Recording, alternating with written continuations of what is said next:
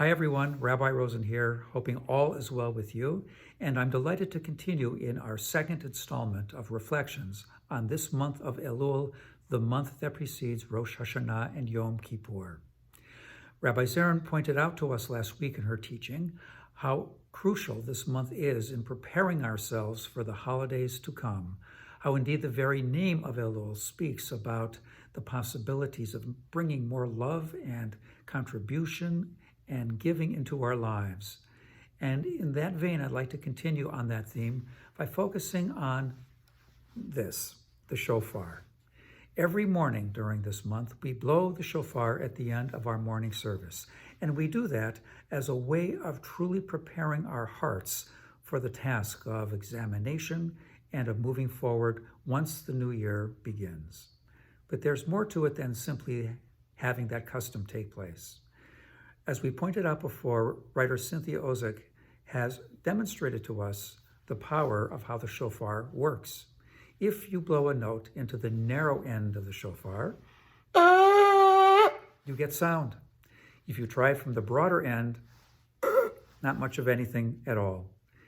And her teaching from that is that when we lead our lives as Jews, one small people on earth, but do so with loyalty, with an embrace of our values and pathways in life, we can make a difference in the broader world at large.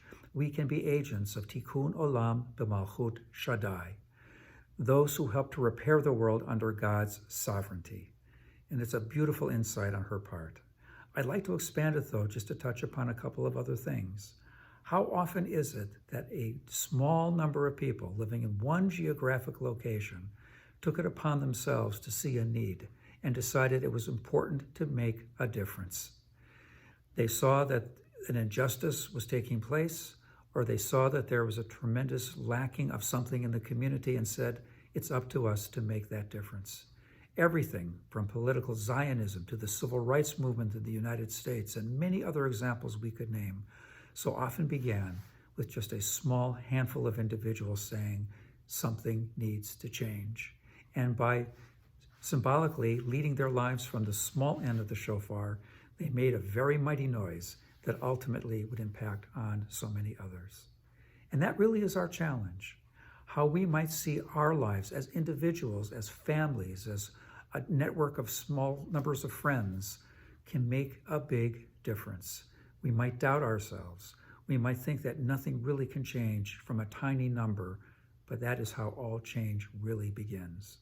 And so I hope that from our hearts and our daily experiences, we will attentively and with great growing passion find our way from the small end of the shofar to the bigger end of wonderful outcomes as we embrace the new year.